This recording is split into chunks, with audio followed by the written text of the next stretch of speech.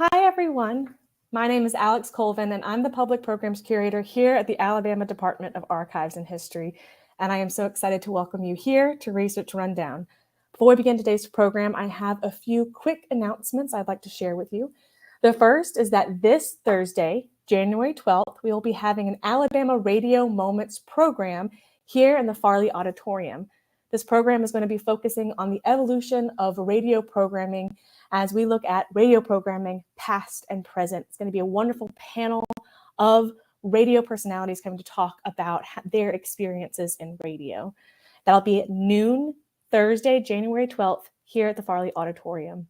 And then next Thursday, we're going to kick off our 2023 Food for Thought series as Catherine Brond presents on the traveling with William Bartram and his friends. So it's going to be a look holistically at William Bartram's travels. And so I hope that you're able to come to the Farley to see her next Thursday, January 19th at noon. Now, without further ado, I am so excited to introduce you to today's speaker, Meredith McDonough, who is our amazing digital assets coordinator, and she's going to tell you about the Alabama Media Group collection. Meredith, welcome. Thanks, Alex. I really appreciate this opportunity to share one of the many treasures here at the archives with y'all. I'd like to begin with an overview of the physical collection and what it includes, and then give a demonstration of the digital collection, which is our main way of providing access to the content. The Alabama Media Group, or AMG as we refer to it, produces AL.com, the state's largest news and entertainment network. And the company has long published the three of our most significant newspapers, the Birmingham News, the Huntsville Times, and Mobile's Press Register, though those print publications will be discontinued in late February 2023, truly the end of an era.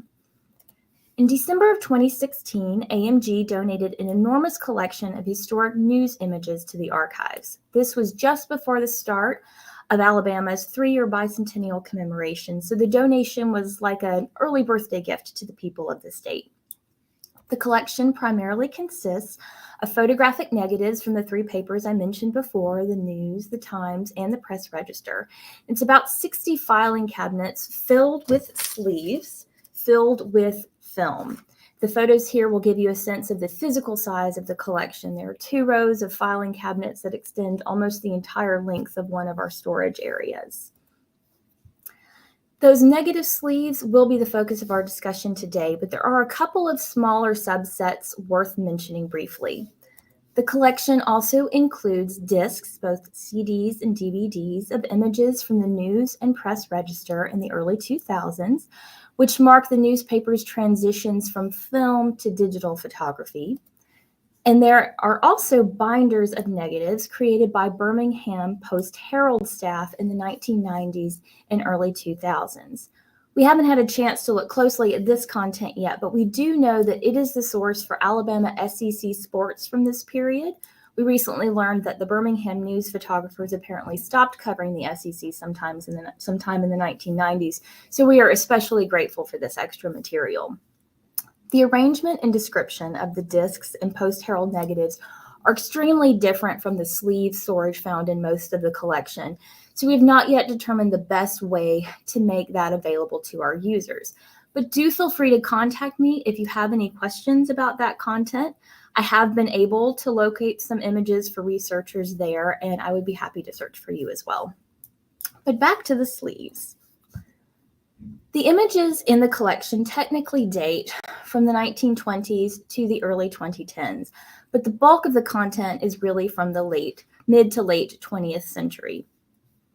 And the date ranges vary by title. So as you can see here, most of the Birmingham News negatives are from the 1960s up to 2001. Most of the Huntsville Times are from the 70s up to the 2000s, and most of the Mobile Press Register is from the 1970s up to about 2001. As these discrepancies in date coverage imply, there are gaps in our holdings. And while we should have received everything that was in AMG's possession at the time of the donation, that did not include negatives for every photograph ever taken for or published in the newspapers. Some gaps are due to negatives being lost or disposed of by the newspapers themselves over time. Perhaps space constrictions prevented them from keeping everything. Maybe some staff members weren't as historically minded as others, which is understandable since the news by nature is focused on what's now and next more so than what has happened in the past. And probably things were just mislaid or misfiled over time, as often happens in an office environment. It is disappointing to think of all that isn't here, but at the same time, it makes me appreciate even more all the amazing things that still exist and all the efforts of those news employees who did realize the long-term significance of these images and worked so hard to preserve them. Another reason for lost content is the deterioration that affects some negatives, leaving them in an unsalvageable physical state. This is particularly true for negatives from the early to mid-20th century, when the film itself was made from highly unstable materials that will break down no matter how well cared for they are.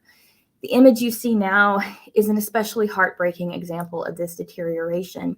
It is of several of the Scottsboro trial defendants in the 1930s, and unfortunately, it was in this condition when it arrived here. When negatives are less damaged than this, we can sometimes capture something useful through digitization, but this one is really beyond hope. However, AMG does have a better copy of it, as you can see here.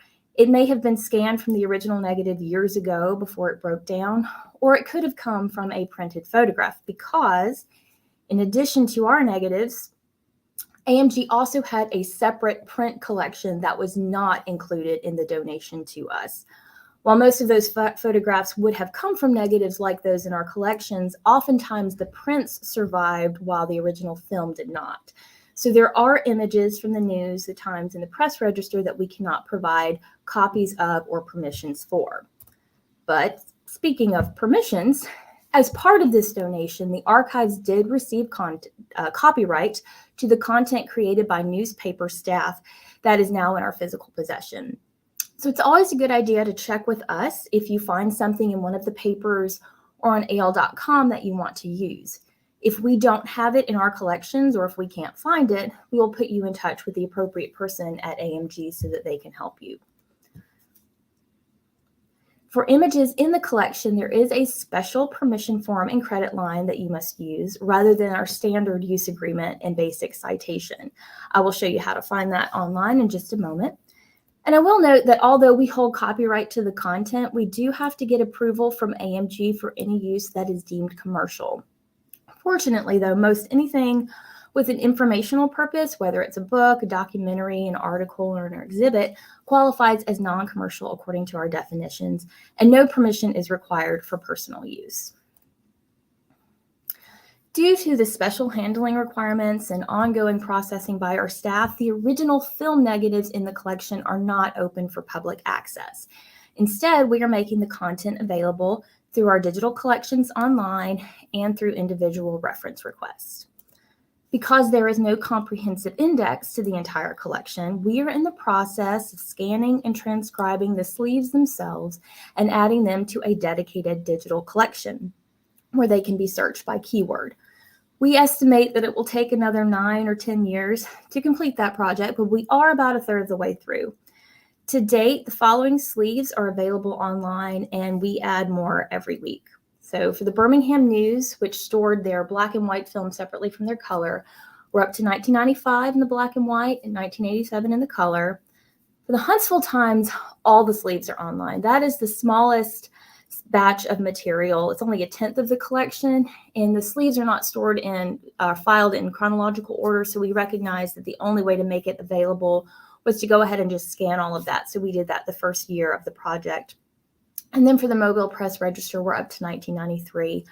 There will be some sleeves you'll find in the digital collections that are beyond those years because as we fill requests for patrons and staff, we go ahead and add those to the collection too, but we are consistently working through chronologically, and that's our progress thus far. If you find a sleeve that you want to learn more about, you can submit a reference request to see the contents. We do charge a fee of $20 per 30 minutes of staff time, but we can usually pull several sleeves in a half hour. That fee also includes one new high-res scan of your choice, and additional new scans would be $20 each. We can search for sleeves beyond the date ranges that are currently available online. So if you find an image in the paper from 1997, for example, feel free to contact us. In that case, we would just need at least a month and a year, and then we would go to the cabinets and physically look through the sleeves in the drawers. Though digitizing the sleeves is our top priority because we won't know what all is in the collection until we complete that item level inventory, we're also scanning selected negative frames as we fill requests from both patrons and staff. Those scanned images are added to the same digital collection as the sleeves so that you can go to one spot to search for everything. So now let's walk through a sample reference request. Let's say you find an image in the Birmingham News and you'd like to get a better copy. Incidentally, just so you know, the Birmingham News up to 1963 is available in newspapers.com, which you can use for free in our research room. And then we also have issues of all three papers, both on microfilm and paper copies, which you can use in our research room as well. So you have found a picture that you want a copy of. Then you go to our digital collection, do a search, and find a relevant sleeve. So you submit a research request form. And then once we receive the paperwork and payment, we go to the cabinets and pull the sleeve and then lay the negatives out on a light box and take a snapshot of it. We invert that image in Photoshop to create a digital contact sheet, which we then send back to you, and you can select which of the frames you would like to have digitized. And then our staff then scan them at a high resolution, and we provide you with a nice file that is suitable for publication or display. And we upload a low resolution image to our digital collection with a thorough description and subject headings and links to the order and permission form in case someone else would like to get a copy as well. So now let's take a few minutes to look at the digital collection together before I release you to explore it on your own. So I'm going to switch my screens really quickly.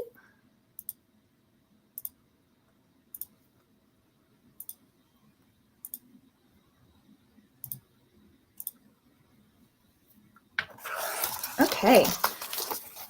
I will just say before I begin, you'll notice I have a lot of tabs open at the top. I did go ahead and do all of the searches I'm going to try to do live for you in case the internet is not cooperative, so I have something to show you, but I'll try to do them as we go as well.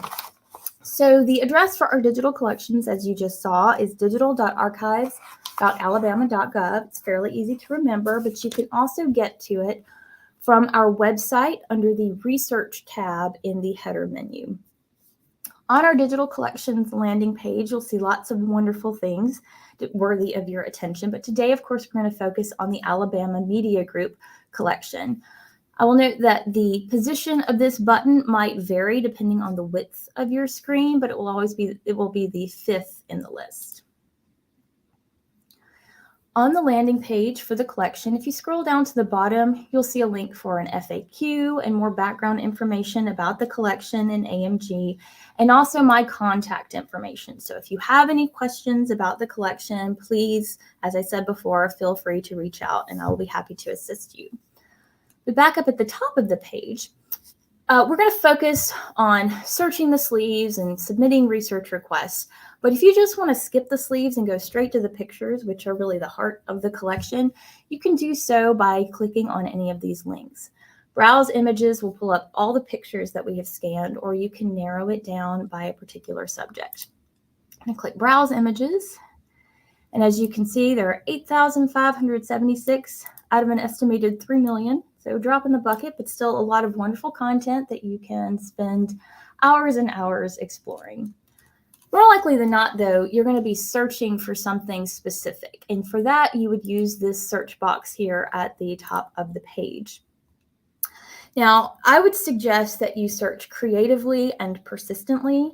Start simply and then refine as you get a sense of what the results will be. Remember that for the sleeves, the keywords come from whatever was written or typed on them. And that could vary a lot because no data entry standards or subject headings were used. It's just whatever the person who made the sleeve thought was a good description for it. So, for example, a person's name might be written out completely. It might be written with initials. You may just have a last name. So showing you some examples of for Fred Shuttlesworth. So here are 3 sleeves for Fred Shuttlesworth. You'll notice on this sleeve, he's listed as the Reverend F.L. Shuttlesworth. On this sleeve, you just have his last name. In this sleeve, finally, we have Fred Shuttlesworth spelled out. If we had searched for Fred Shuttlesworth here, we would only have pulled up this one and not these other two, which are also relevant. So you might have to do several searches to get everything. Another example is for women who might be referred to by their husbands' names. So here we have a sleeve from one of Eleanor Roosevelt's visits to Birmingham, but you can see that she is referenced as Mrs. Franklin D. Roosevelt. So if we had searched for Eleanor, we wouldn't have gotten anything. Now, as I said, for these, you might need to do several different searches to make sure you find everything relevant. And you might even, especially for Shuttlesworth and Roosevelt, which aren't especially common names, you might just search for a surname and see what comes up instead of doing several different searches. You're likely to get a lot of irrelevant results, but you're also going to make sure you don't miss anything that you do need to see. You also want to account for all the forms a word might take. So let's say, for example, you are interested in voting. You can do a search for voting and see what comes up. We get 248 results. That's not bad. So what these are, any record, and you'll notice it's a mix of images and sleeves. These records have the word voting in them. But what about records that contain just the word vote or voted or votes or voter or voters? We want to make sure we get all those as well. Now, you could perform several different searches for each of those words, or we could use a wildcard character to pull them all up at the same time.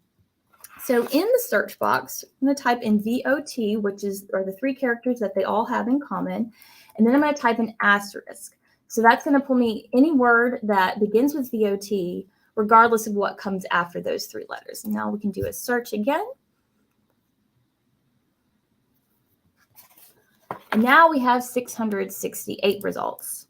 So we have more than doubled what we had before. But now let's think more broadly, because again, voting is only going to work if the person who labeled the sleeve decided to describe it that way. What are some other words that might describe activities related to voting? What about election or ballot or polling? Why not add those to the search box too? So I'm going to do that again here. I'm going to use my wildcard characters again so that we can get all forms of the words. Do another search, and this might take a moment. Okay, so our results went from 668 to 1. What happened? What went wrong? The problem here is that this search box is what we call an AND search. It's only going to retrieve records that have all of the search terms you enter, this word and that word and that word.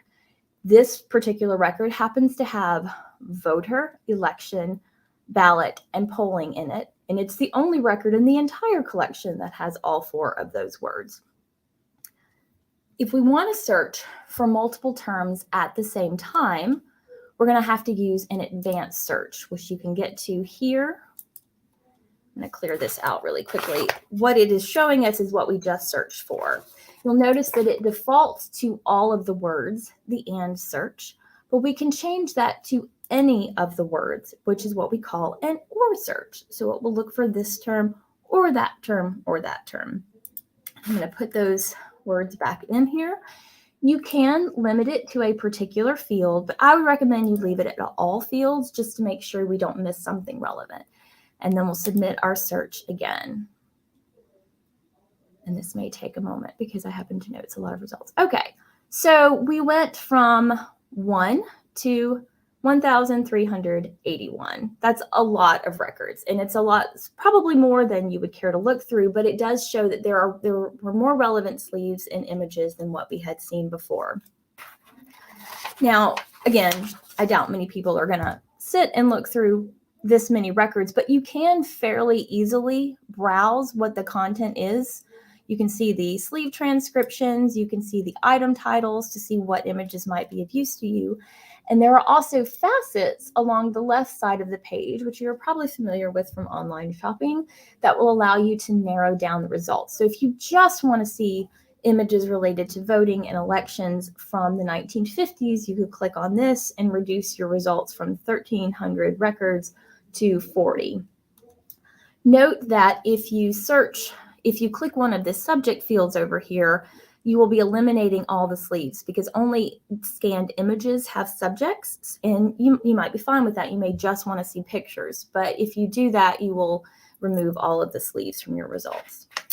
Incidentally, if you just want to see still images while you're searching, you can do an advanced search or even a basic search, and if you just add the phrase still image, you will again eliminate all of your sleeves. You can also limit your searches by time period or decade when you're performing the search and not just using the facets. So let's say we want to see images of Jim Folsom, Big Jim Folsom from the 1950s. So I'm going to search for Folsom, and I'm going to leave off his first name because it could be Jim on the sleeves or it might be James, so Folsom will capture everything. And I'm going to search for a decade, and we enter our decades. So it's 1950-1959. That's the format that we would use with no space between the hyphens. We do a search. We get 29 results. So we have a mixture of sleeves and images, as you can see. Sorry, my mouse is being a little wonky. Now, you can also limit it to a particular year. You could get more specific and do a month or a day, but I would recommend you just keep it at the year because not all sleeves have specific dates. So let's say we just want images of Folsom from 1954 during his second gubernatorial campaign. So we can search for Folsom 1954 and use that wildcard again because of the way that dates are entered in using hyphens. So this will pull up anything that is from 1954, even if it has a more specific date. And our results go from 29 to 14. So now let's look at an actual sleeve, since I've been talking about them so much, and what the record looks like. When you're on a record for a sleeve, I would encourage you to get into the habit of always clicking this green view button. In some cases, all you'll get is a bigger picture of the sleeve, but because we also scan anything that's tucked inside, whether it's a work order or a clipping or a business card, you'll be sure to see everything if you just get into the habit of opening that up. So here we have a sleeve beyond our time period. This is actually from 2001. And inside it was a work order that gives us more information about the subject of the sleeve. So let's say this is a sleeve that you're interested in. Let's go down to the item description, which provides some specific information about it. You want to see what's inside. What I would start with is by clicking this sleeve number. This is a unique identifier that we assign to each sleeve as it's digitized. And you'll see that it's also a hyperlink because it's green. If you click on it, you'll get anything from the sleeve that has been digitized. Oftentimes that will just be the sleeve again, but if we scan any frames from it, those will come up as well. So you can see we've already scanned a number of the negatives that were inside this sleeve. If you're not satisfied with any of those, however, you can still put in a reference request to get a digital contact sheet of everything that has been done. And this is the form for that here. So if you click on that, that form will open up. It is a fillable PDF, but you will need to download it to your computer, open it up, enter your information in, and save it there before emailing it to me, because if you fill it in the browser, it won't save. And then I just wanted to show you one other thing that we have recently started doing. I showed you before how we provide you with reference images of the negatives inside the sleeve. And we've recently begun saving those and adding them back into the digital collection so that over time things will be even more easy to use independently without contacting us. So on a record, if you find a sleeve that you're interested in, if you go down to the sleeve transcript field here, this is where we type in everything on or in the sleeve. If you see the note that says that a digital contact sheet is included, then you will know that you can actually look at those reference images in the digital collection without contacting us. So click the view button and then scroll. So we have a work order telling us what's going on here. Of course, this was Bo Jackson back when the newspaper referred to him as Vincent. And then if you scroll down, you'll see the negatives that are actually inside this sleeve. So that if you want to purchase any high-res scans of any of those, you can do so after first, of course, clicking on that sleeve number to see if anything suitable has already been digitized. Before I let you go, I just want to actually click on one of these images to point a couple of things out.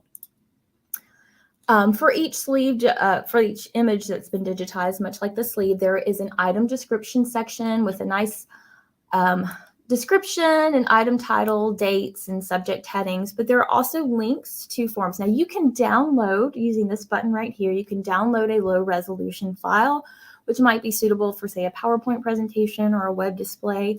But if you want to purchase a high resolution image, there is a link here to an order form.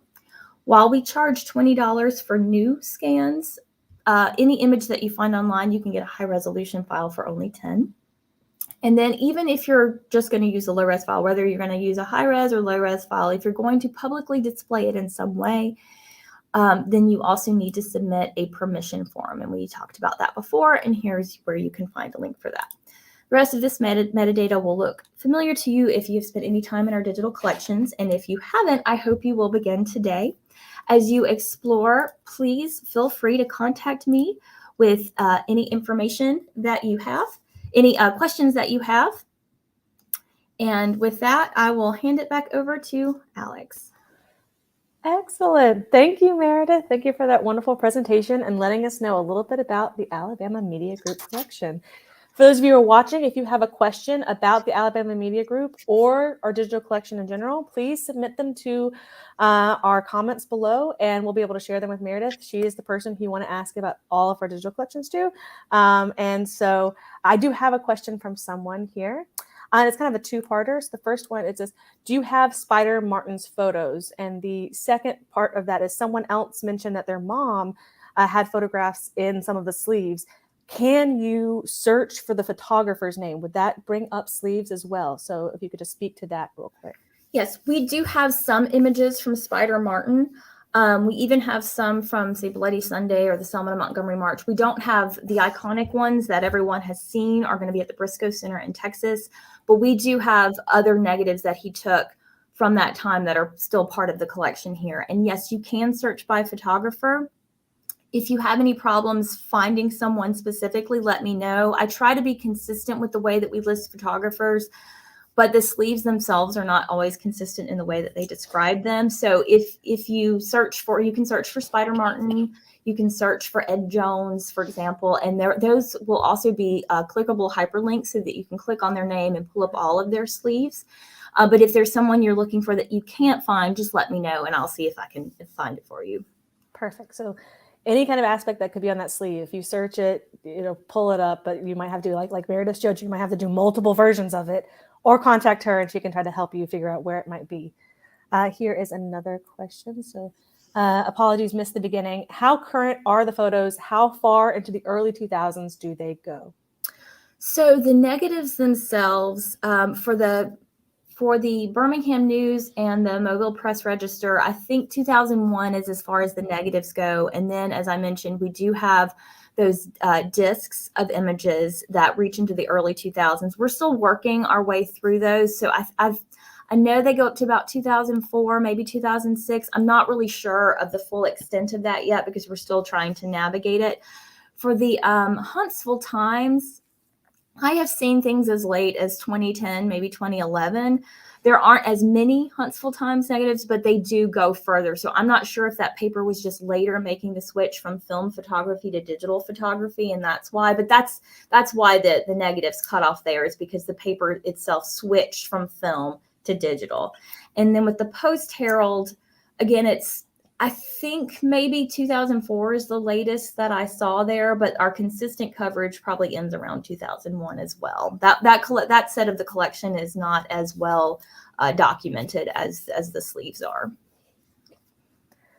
Well, in case we might have another one come up, so we can wait for a second. But in the meantime, I have a question for you. So you talked about the Alabama Media Group collection, which is an amazing thing. That's an ongoing project that y'all are working on. What are some other ongoing projects that Digital Assets is working on that might be of interest to our viewers today? What other collections are y'all working on right now? Well, one of the big exciting ones that is somewhat related to Alabama Media Group because it's journalism is the WSFA collection. So we did receive the audiovisual collection from WSFA, which is Montgomery's NBC affiliate, and we are in the process of starting to digitize that content. It's about 500 boxes, 7,000 individual audiovisual items that our collection staff did an amazing item level inventory of. We're working on a database that the public can search for that. And then we received a grant from the Alabama Tourism Department that we are using to digitize about 1,000 tapes from the mid-1970s to the mid-1980s. And we are adding those to our digital collection like once a month. We have another batch. So there's a lot of stuff there. It's more difficult to search because we aren't able, it's much like the sleeves. We are just relying on what was written on the containers. But there's a lot of amazing content there, especially for anyone who grew up in this area during that time. So that's a really exciting project. We're also working, one of our areas, the areas that we're focusing on this year is reconstruction. So our staff is busy digitizing a lot of private and government records from the Reconstruction period. So post-Civil War up to about 1877, some of them extend a little bit further. That's been on our to-do list for quite a while, so we decided to focus on that this year. We are also another of our long-term, large-scale projects. We are digitizing the Supreme Court case files, the Alabama Supreme Court case files from 1820 to 1877. They're about 500 volumes. So it's a little slow going, but it's really exciting because those records are somewhat difficult to use in physical form because of the lack of indexes, although our reference staff has made an amazing index that is now available online. But for years, they were just almost impossible to use. And the books themselves are kind of in poor physical condition. So by digitizing them, we're not only making them more accessible, we're also saving the books. So that we won't have to pull them as much. So we are adding those slowly to a digital collection, and you'll find that on the landing page as well. And then we recently finished the digitization portion of a project to scan the Civil War and Reconstruction era governor's papers. It was a joint effort with a couple of professors at the University of Alabama, but our staff is now going back and adding item level metadata so that you can search and pull up a document instead of just a folder of documents. And we also have a transcription project going on right now for those. If anyone is interested in volunteering with that, if you're interested in that time period or just making historical resources more accessible, because as we all know, it is a skill to read handwriting these days. And so it's a valuable skill, and we are trying to capture that content for future generations to make it a little bit easier to navigate that material. Perfect. A lot of amazing things coming out of digital collections right now. Meredith always sends us updates on things, and I always get very excited to see what photographs are new, what textual materials are new, all of that. So it's very expansive, and it's there for the public to be able to use. We do have a question, and it's a specific question. So I more just want to talk about how we can generalize it. So it's asking for a specific, if there's a container listing, can they access the images? And it really depends on whether or not it's already been scanned into digital collection, correct? And so for that, if they want to try to access, how do they know if something on the catalog is connected to digital collections? Is there a way for them to figure that out? Or is that something we should have? Just in general? Yeah, in general. So if you're in the catalog, how do you know if it's also in digital collection? There will be a link generally in the catalog record. Okay. So let me pull up that real quick, just so I'm sure I'm telling you correctly where to go, because our catalog has changed a little bit recently. Let's see. Because I know sometimes it can get confusing if it is in the digital collection, if you're looking at the catalog, is it been digitized or not? Exactly. And so I think that they were just asking for specifically if this one container listing had been digitized. So if we can show them. Can I share my screen again? Yeah, of course. Okay. Let me see.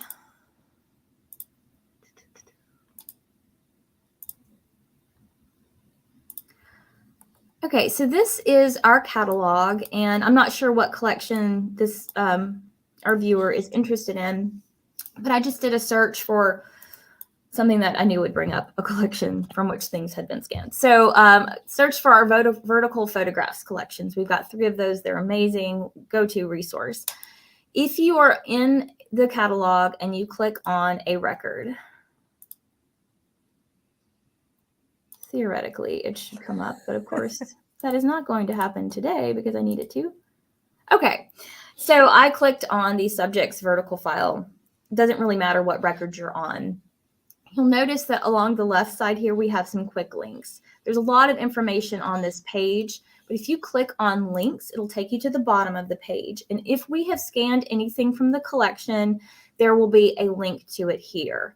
Most of the time, we only scan selections from a collection. So as it says, selected items are available in the ADH digital collections. And if I click on that, it's going to take me back to the digital collections and it'll show me everything that has been scanned. Sometimes that note will say, this item is available if it's a very small collection, or this entire collection is available. That's rare, but it does happen. But this is the place to look to see if anything has been scanned. And then if you're interested in having something scanned, then you can contact me about that as well, and I can sort of explain the process to you. Sometimes our reference staff handles that if all you need are like photocopies, but if you really need a high-res scan, digital asset staff would handle that. So again, you have my contact information. I'm happy to answer any questions you have, or even if you just need to know if something has been digitized, I can help you with that as well. Perfect. That answers, I think, exactly what they were wondering. So if you are looking at the catalog, you want to know if it's scanned, go to the bottom. And if it's not there, you can always contact Meredith and she can either get it scanned for you, work that process with you, or she can point you to where it is. But that is a great kind of resource to know if you're doing research on the catalog, how you can link the physical collection and the digital collection together. And we try to do that for you there on the catalog. Excellent. Well, thank you so much, Meredith, for telling us a little bit about this and about the AMG collection, but also about digital collections. And I hope we can have you on again so that we can talk about other ways to search the digital collection, because it's an amazing resource we wanted to make available for all of you. So thank you again. And thank you to everyone who joined us.